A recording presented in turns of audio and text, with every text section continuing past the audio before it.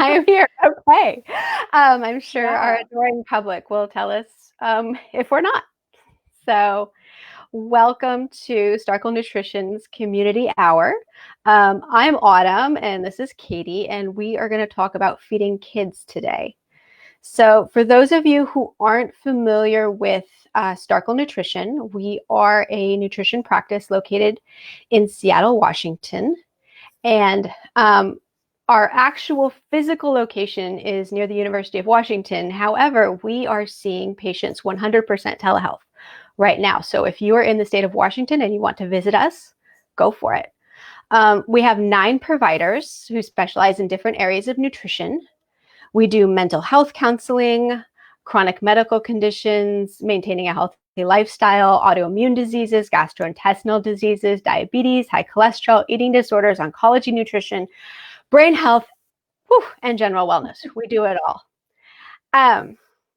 So we started these nutrition hours as a way to give back to the community, essentially, to reach out, provide information about topics that people might be struggling with now, especially with COVID happening. And Katie and I both have kids, and so we know the struggles of feeding kids and feeding kids full time now because we're not really going out and about. So, Katie, would you like to tell us a little about yourself? Yeah, I would. Oh, it looks like people can hear us. Yay. Hi, Oh, Katie. I just good. wanted to make sure we weren't just We've had talking to so many ourselves. technical difficulties. Great, good. I'm so glad you can hear. If at any point you cannot hear us, just let us know because this is a first time experience for both of us. So, anyways, I just thank you all for being here. Whether you're listening, watching this live, or watching it at a later date, time is super precious these days. It always is, but especially these days. So just really appreciate you taking some time to see what we have to say, hear our stories. So again, my name's Katie, and I'm a registered dietitian with Starkel. I've been there since September, and I went to Bastyr University, which is where I met Autumn, and so that's pretty fun that we're working together. Uh, my current areas of focus are with families, individuals with chronic disease, digestive health, and generally, like within all of that, supporting people with emotional eating. I find that that's a conversation I have a lot, and then woven within that is using a lot of nutrition, of course, mental and emotional support to help make change and to heal. And I am also the mother of a 6-year-old daughter. So that's me. Autumn, what about you? Oh, I do have kids too.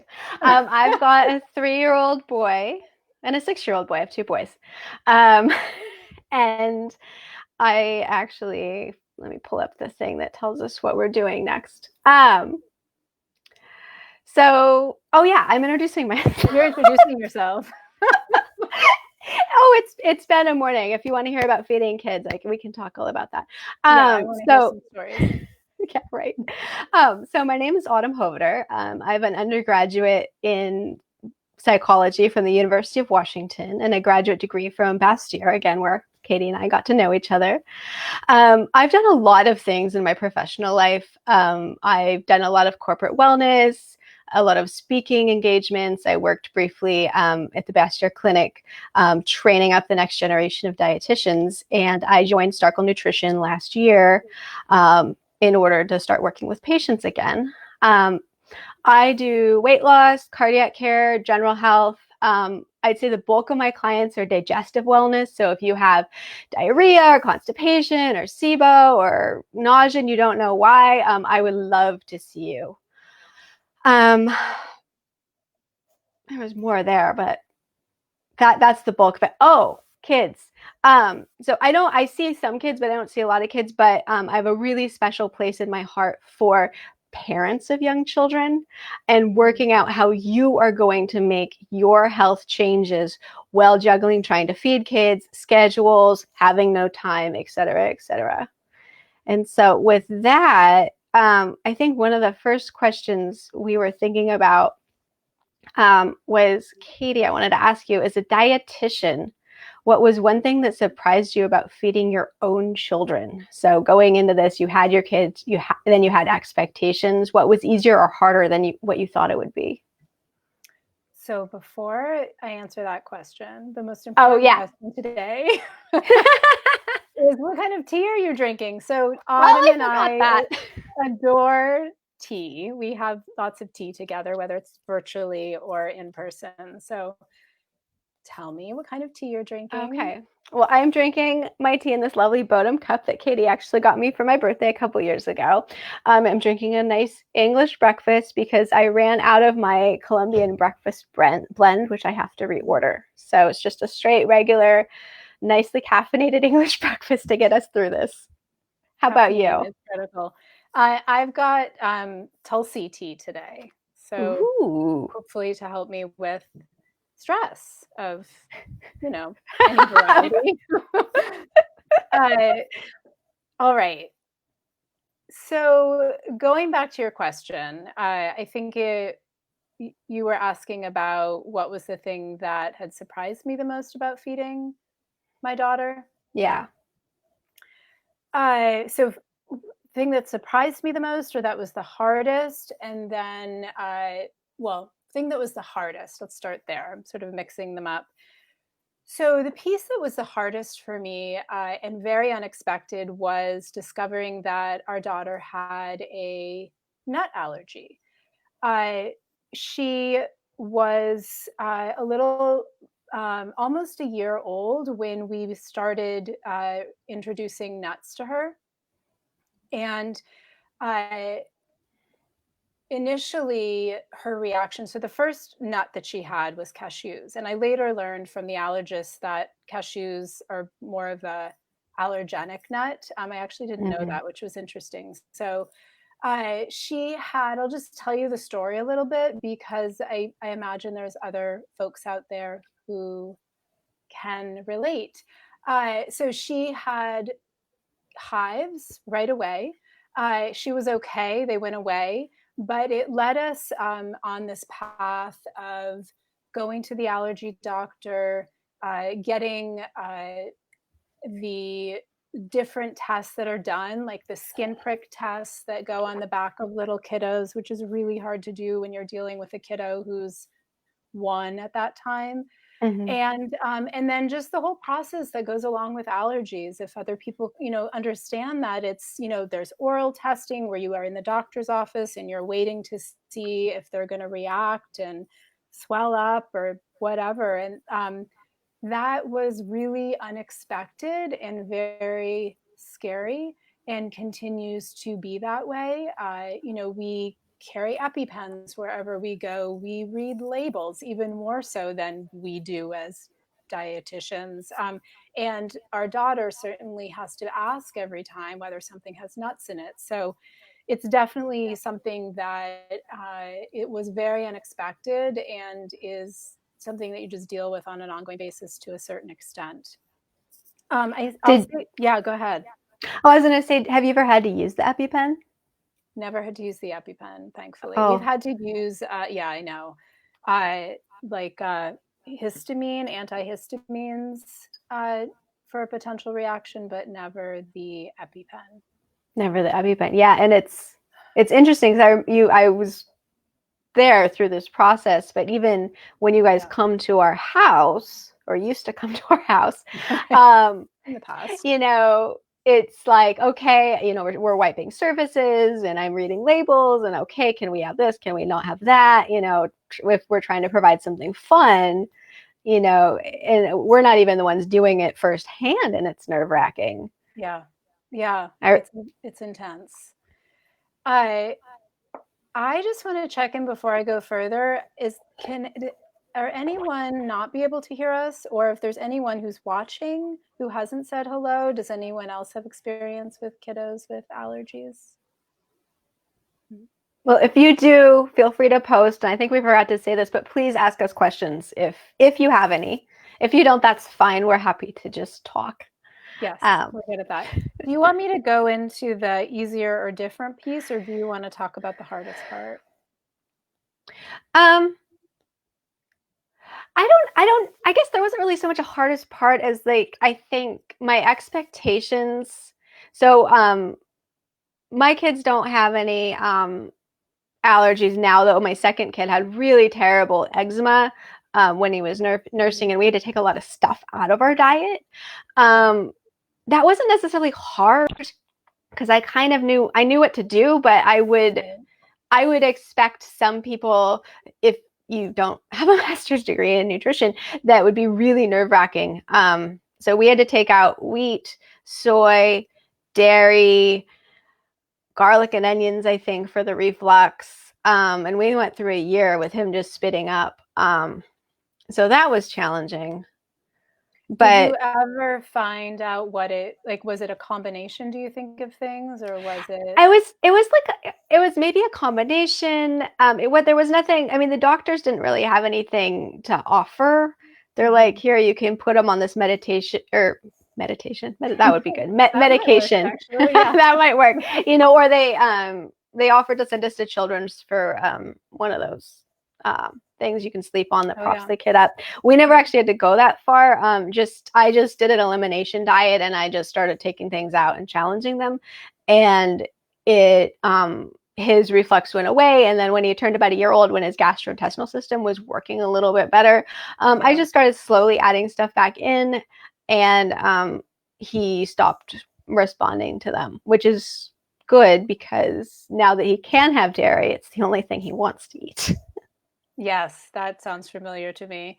I see that we have a question about eggs for eczema. Do you wanna Um, can you see that? for my kiddo, Yeah. eggs weren't an issue. We didn't have to take them out. But I know that can be a problem with other kids. I When I did the elimination, I did take them out, and then um, we put them back in. But I have worked with patients in the past where they had to take the if it's a nursing kiddo, we took Yeah. eggs out of the mom's diet, and then if it's a kid that's eating, we've taken them out of the kid's diet before, and it's helped. Yeah, I would second that as well. I do see the other question about a child refusing to eat healthy food. No, it's We'll a get big into one. that. Yeah, we'll definitely get into that. Yeah, we'll get That's into that. great.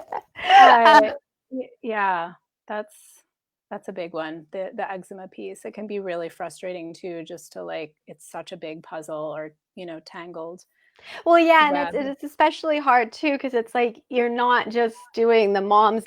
I mean, you're doing the baby's diet is the mom, so you're doing all Yeah. the mom's diet, and so it can be really challenging to figure out um, how the mom's going to eat because they need more calories when they're Mhm. breastfeeding. And so getting enough food into them while you've still taken away a bunch of food Yes. um, is, yeah, that's a challenge. Yeah.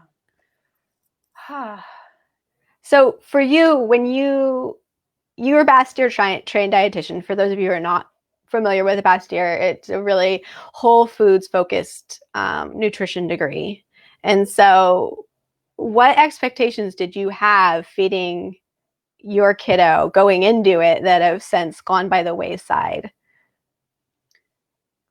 Yeah. So this was a piece that was very different for me. So you're absolutely right. Like when we're in Bastyr, and also I grew up on a farm where I was surrounded by a garden and cows down the road. We didn't have cows, and so there's this expectation that I imagined before coming a mother that all of the meals were going to be these beautiful whole foods based meals, and that that Yeah. yes that Yeah. ended up being very different. So where I am now generally, and then I can talk a little bit more specifically, and I imagine you will as well, is I've become much more flexible, right? There is certainly whole foods that make it in, but there is certainly a lot of processed foods that make it in. There is candy from Halloween and Easter and whatever holiday is candy related.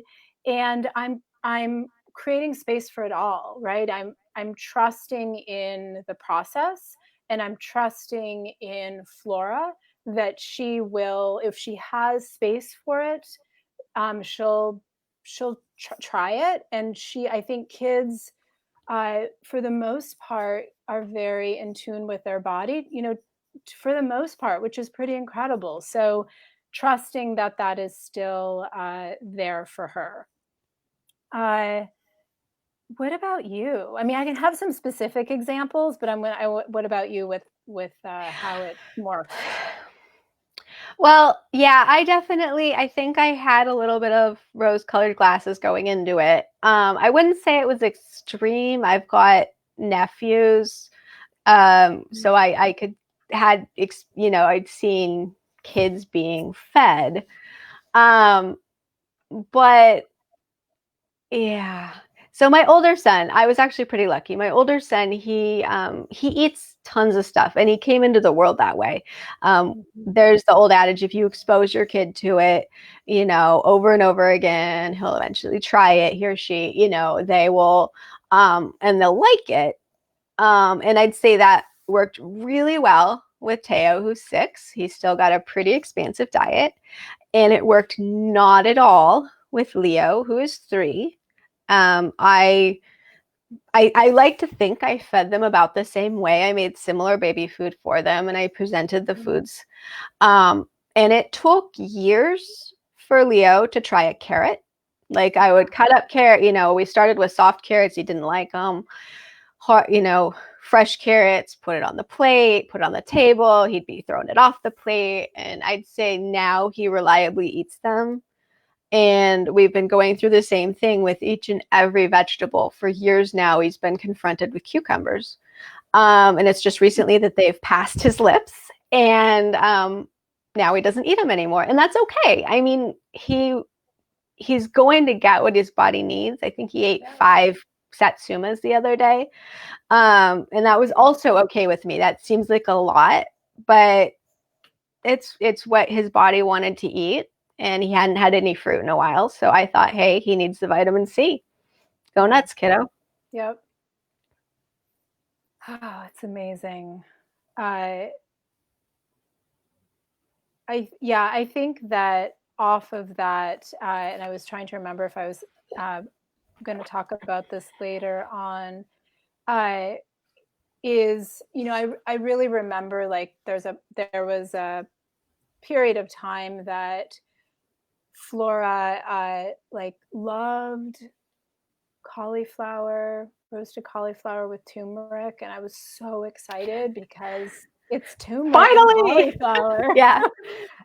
And then there was a period of time where not interested in it, and kind of a little bit, I feel like, gone back to maybe around your youngest's time, in terms of being a little bit more restrictive in what she's eating, sort of expansive in some areas, like very much in dairy, loving cottage cheese and yogurt. And then, the apples and the cucumbers and the carrots are the things that she's liking, but not beyond that at this time. So that kind of ebb and flow of eating.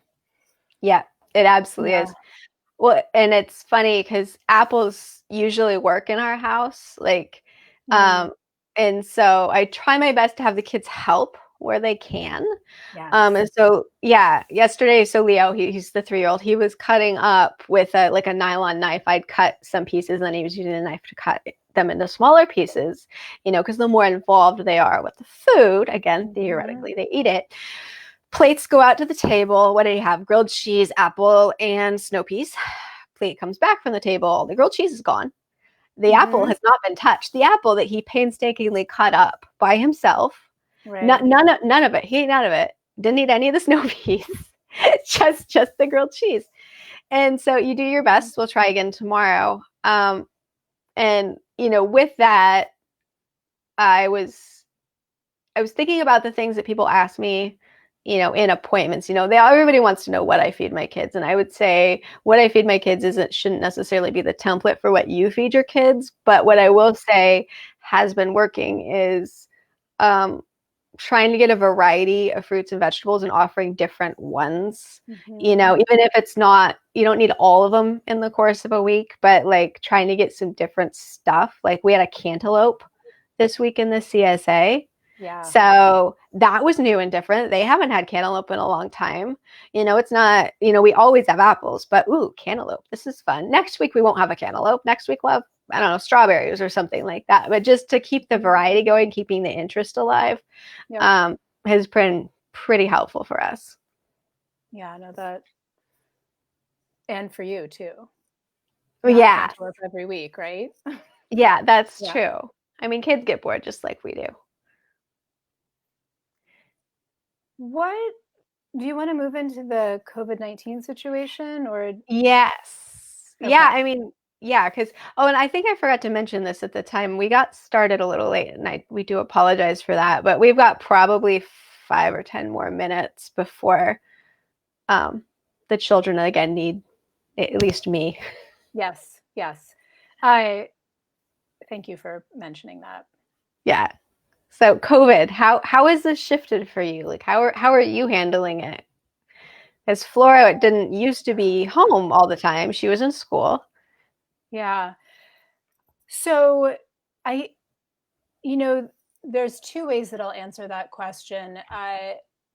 One is I feel like what we've been eating hasn't changed that much, right? We're still sort of eating similar dinners and similar lunches and similar breakfasts, but we're all home eating 3, maybe 2 snacks a day. And so that's the piece that's a bit different, is that it feels like there's constant chopping and putting together and cooking, and washing and putting away and ongoing. And I was, when I was sort of thinking about this, I was thinking about how I felt a little bit, I don't know if anyone else out there feels this way, I was feeling a lot less inspired to cook. And I realized as I was sort of thinking through what we were going to talk about today that maybe this was one of the reasons, was because I'm doing a lot of it right now for the family. And so I just say that because if anyone else is out there and they're feeling not inspired, it's totally fine. We all, even if this is what you do for a living, we certainly are there and have been there, and I'm currently there. So I think the piece that I'm trying to do to bring some more inspiration during this time is choose meals that I know work really well for us, that feel easy to cook, that feel like there's not a whole lot of prep depending upon the day, and then trying to mix in a couple of meals or maybe one meal a week that feels a little different and maybe sort of makes cooking a little more exciting in this time. And I guess like the tips and tricks for feeding kids at home, and adults too, would be the latter, would be sort of trying to figure out the stuff that works really well, so you're not reinventing the wheel all the time, but then trying to find a spark of interest within other recipes or different fruit, right? Cantaloupe versus strawberries, or snow peas versus cucumbers. Yeah. How about you? Yeah, well, I know I would 100% agree with that. And I think having kids, there's this added layer of not just what am I interested in and what would be good, like what sounds good to me to get me out of this rut, but okay, what are my kids going to eat? Yeah. And that can be a really frustrating piece because I don't know about you. I've seen on social media where, people are making these really amazing meals and trying this and trying that. And I'm like, here's your tacos.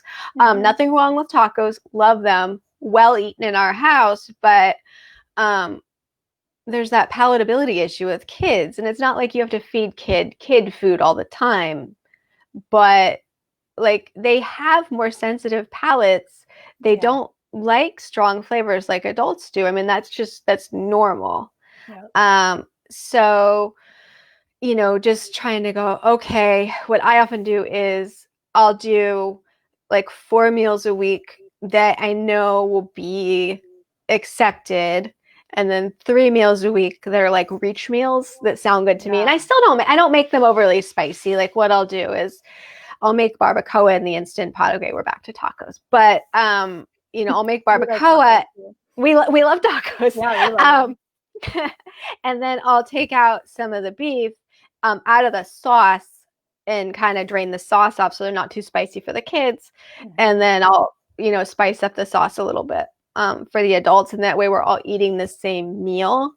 But the kids get what they want and the adults get what they want, that kind of thing. Yeah. Yeah.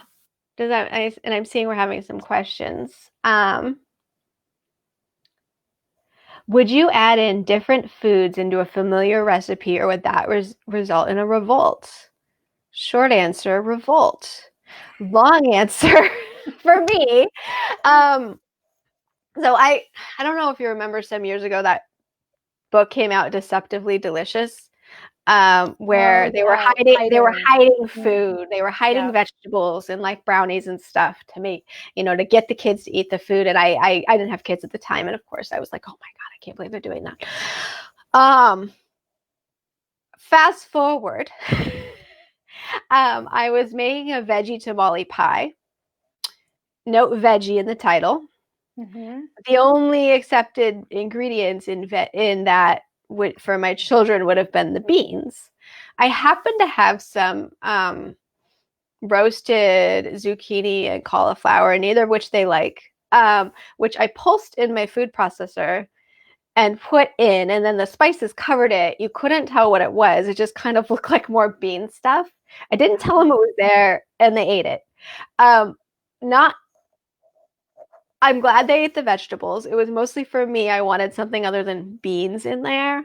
So I don't know if that specifically answers that question. I just thought it was I remember at the time noting what I was doing, going, oh, you made fun of that book however many years ago, and now here you are hiding zucchini in your food. Yeah. If it were big pieces of zucchini, I guarantee it would have not gone over and would not have been eaten at all.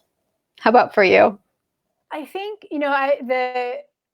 I've tried like the cauliflower in mac and cheese, but like you were saying, like the texture is really important, so never quite works. You know, I would say like a recent example is last night I was trying a new recipe, a super simple recipe with slow cooked pork, and it did have some sage in it. And I remember thinking to myself, okay, if I add the sage, there's going to be something green, and most likely it will not be eaten as a result from the 6-year-old. And and then I said to myself, okay, well, I'm going to try it, and if she doesn't eat Mm-hmm. it, there will be other food, Yeah. and I can eat it. And so I'll have the leftovers for lunch. And so we did it, and she ate it. And she did, because in the past, like spaghetti sauce, if it has anything green in it, no, not happening. So we would get very simple tomato sauce. And so that situation with the greens and the tomato sauce made me think that the sage and the pork wasn't going to work, but it actually did. So I think that, yes, it could be a revolt, but it may not be. And so Mm-hmm. try when you feel like you've got the energy for either outcome. Yeah, right. And keep trying stuff. I mean, that's key here. What they may not be eating at age 3, they might be eating at age 6. Yeah. I've been super impressed with Teo, where he's trying foods that he's never tried before at 6, where at 5 or 4 he wouldn't have tried. I mean, and he's a pretty expansive eater, but he goes, "Oh, mom, pad thai, yum," where Mhm. Leo is like, "What are you doing?" Um, What is is this? that broccoli touching my food? I don't think so. Right. So the separation is key for him. Yeah. Yeah, separation is key. Um, oh, we have another question from Julie. Should we look at it? Yeah, and Let's I'm see. wondering too, I know we just have a little bit of time left, if we should talk a little bit about division of responsibilities for making and Oh eating yeah. food with Ellen Sauter. Oh yeah. You talk about that, and then we can answer Yeah, one more as I question. think that may answer Ah, two of the questions that have popped in. What do you think? yes. Okay, Do it. so when thinking about like maybe one, it's hard to say like one piece of advice you would give parents around feeding young kiddos, uh, because that can depend. But when I think about that right now, at least, the one thing that comes to my mind is the work by Ellen Satter, and she's written two books, I think. I think even more actually. Yeah, and so what we'll do is, I know that in the past with these conversations, we'll put a link into her work so people can reference that if they're not familiar with her work. So she's written some books, but so really summarizing it down, she's developed these like roles and responsibilities. And so the parent has roles and responsibilities, and the kids have roles and responsibilities. And what it is the parents or the caregivers are responsible for the what, the when, and the where. So what I mean by that is what the food is going to be, what time, when it's going to be, or what time of day, and where it's going to be. So what's the location? And then the kiddos are responsible for how much they're going to eat and whether they're going to eat. Mhm. And so is that your understanding? Yep, Okay. absolutely. And now I think I'm just looking at the question. Sorry, I just got distracted here. I'm hoping you all can still hear me because I see Deborah can't hear us. So I'm hoping everyone else can. Uh, that for me was very important because it felt like it took the pressure off of me just a little bit, right? So going back to, we can create these meals and we can have a variety of foods, and the kids can choose what it is that they want, whether it is just oranges or mac and cheese or right. Hmm. What I So that has helped a lot in terms of Julie's questions here. Let's see here. So that, like, if they don't want to choose the green thing that's being offered, they can choose something else. And the other piece too, more coming from, I would say, Cynthia Lair's work, so we can link to her as well, is to try to provide a food within your meal that the kiddos will choose. So whether it's rice or bread or apples, you know what that is. So that if they don't want anything, there will be something. Is Yeah. that okay? Yeah. Yeah. And I'd say that having an acceptable food is really key. And in our Yeah. house, we frequently put the food on the table. Um, and if they won't eat, and like we give it the old college try there, but they can always ask for bread. I don't always put the bread on the table, but they can ask for bread and butter. In the case of Teo, or Leo doesn't like butter, so he gets bread and Mielco's, which is a cashew cheese. Um, and they can always ask for that, and have that, and they can have as much as they want, and that's really Yeah. important for feeding kids, I think, is not trying to limit or control their food choices. Mhm. Um, if they don't eat the green thing, that is okay. In the case of our family, and actually what I tell my clients too, is kids are much more likely to eat raw cut up vegetables than they are to eat cooked vegetables. And so Mhm. we always have a plate of fresh vegetables, whether it's just carrots or we have carrots and cucumbers and peppers, or, whatever's good, whatever's fresh. We always have that on the table. It is always right in front of them. So if they're not going to eat the kale or the leafy salad or the roasted vegetables, that's fine. There's usually something there they will eat. But if they don't eat it, it's okay. They get to choose how much, but they don't get to go into the kitchen and start shopping, as they did last night. Actually, we okay. Can I just tell you, we served dinner. It was tacos. I even had the crunchy shells, Oh, those are right? the Which are, best. Yeah. Yeah. right? Those are Yeah. those are high value in our house. Leo eats his with beans and cheese, and Teo eats his with beans and meat and cheese and tomatoes and avocado if we have it. And they both ate too. And okay, are you done? Are you full? How does your tummy feel? They get up, we clear everything. Ben and I are in the kitchen. They both roll into the kitchen going, "We're hungry." And I'm going, "I don't think so. I observed you 3 meals and 2 snacks, and you got up from the table and you said you were done, and you are done. Yeah. Let's remember this for tomorrow, to remember to sit at the table long enough to get full." It was hysterical. Oh my gosh. Tayo's in the fridge. Yeah, going. I'm like, "Nuh-uh. Go back out. You can have as much of the dinner as you wanted, but now dinner is done." Yeah. Yeah. So you being responsible for the time piece. Yes. I The guess time. the when. Yeah, the when. Yeah. Yeah. It's not a free for all. They can eat as much as they want at the time that they're Yeah. supposed to be eating. And that's actually a challenge we've been having with Teo, is he's like, it's taking him a long time to eat breakfast, even, I mean, even though I'm like offering breakfast, and then for snack, he like ate like a bite of it, but then he's starving, and then, he's just not eating, I don't think, enough. And so I think that's why he's more hungry at the end of the day. So I haven't quite figured out what to do about that. I mean, I keep offering him the food, but if he's not eating it, Right. that's his responsibility. And I'm reminding him a lot about taking care of your body.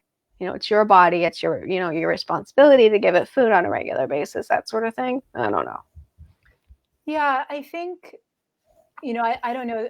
Like when you say that, what it makes me think about is just having kids at home, no school, just the rhythm. Like we're developing new rhythms within this new experience. But I think that I've noticed that some days are a little bit more off. And and that certainly, we all know that when we feel a little bit off, that can relate to how we eat or how we don't eat or what we eat. So yeah, I don't know.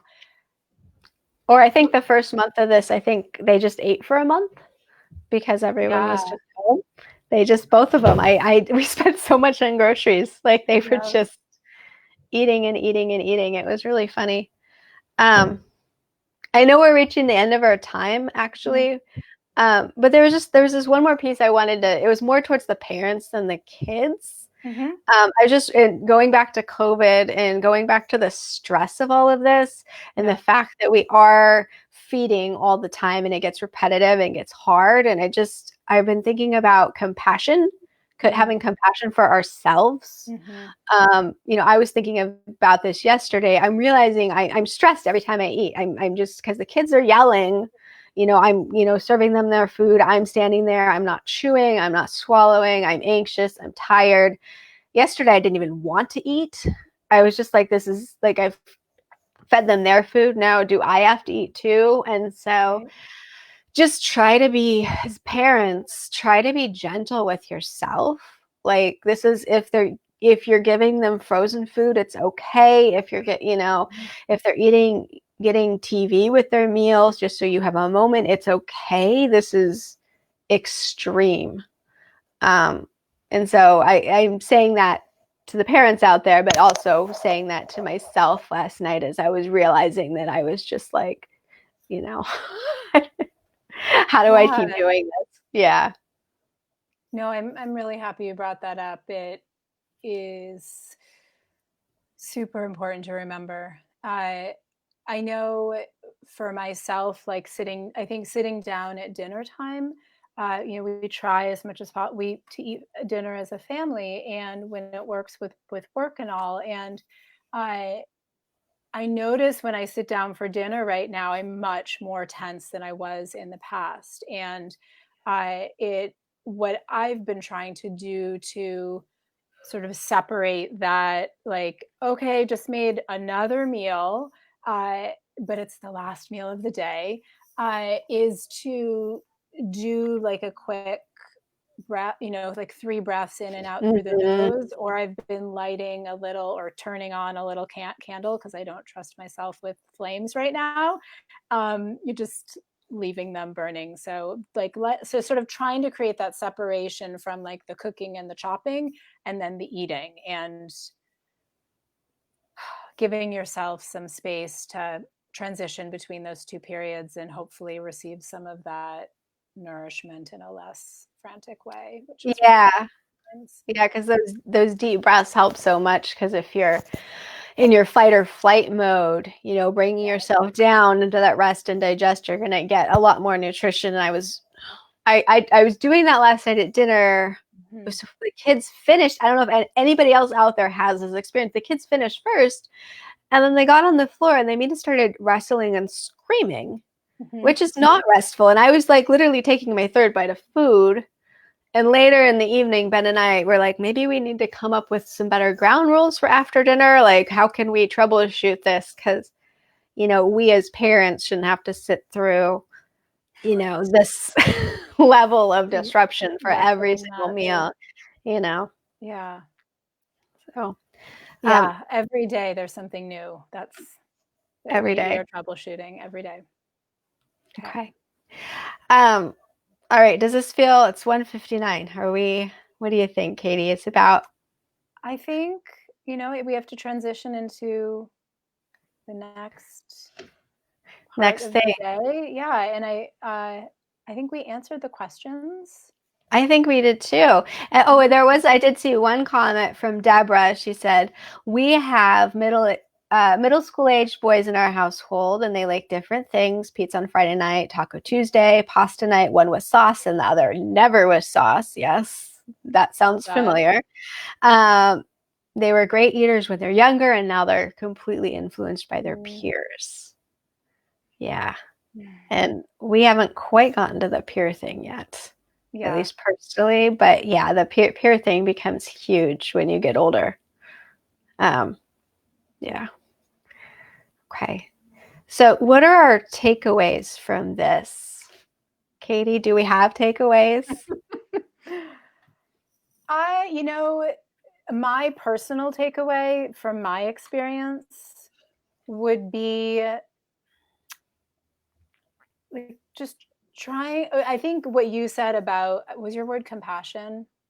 Yeah. Yeah. So I think for parents out there to certainly bring in that compassion for yourself. And the other piece would be the trusting piece, like trust in you as a parent and trust your kiddos as well. And as we know, that can be difficult, but it is there. And it's like a muscle sometimes that needs to be reworked a bit. So I would say compassion and trust are the things that feel like my takeaways from today. Yeah, I would agree with that. The kids are going to get what they need, and you as Mm-hmm. the parent keep offering the foods and don't harangue them to eat, because that can lead to problems later, or not eat. I guess I did that the other night, but I know they'd eaten a full meal. But just, they're gonna get what they need, and you're gonna do what needs to be done for them. Just keep offering the foods and don't worry too much about it. Yeah, and All right. the other piece too is know that you're not alone. Like we are there to support you, and there are in the community other parents out there who are losing some hair, or so. Yeah. Okay. Yep. Absolutely. Um, okay. So if you've been watching and enjoyed this, please share this video. If you have questions for us, of course, post on the Facebook page. If you have topics that you want to see, please feel free to comment on our Facebook page and let us know what you want our nutritionist to talk about. You can visit starkelnutrition.com to book an appointment. And yeah, Katie, this was so fun. I know, this was great. Thank you for people who tuned in live and are watching this later. And we will we will get some links for you in terms of Ellen Satter's work and Cynthia Lair's work as well. So Cool. should I? All right. Okay. Yeah, I think Have we're done. a wonderful day. All right. Bye. Okay. Oh, if you want to see, come here, Leo. Special appearance. Oh. Somebody stopped napping about 2 weeks ago, so here we are. Oh, 2 special appearances. All right. Wave, wave, Nice. wave. Bye. Bye. I don't have a Bye. special appearance today. Maybe next time. Bye-bye. Bye. Mom.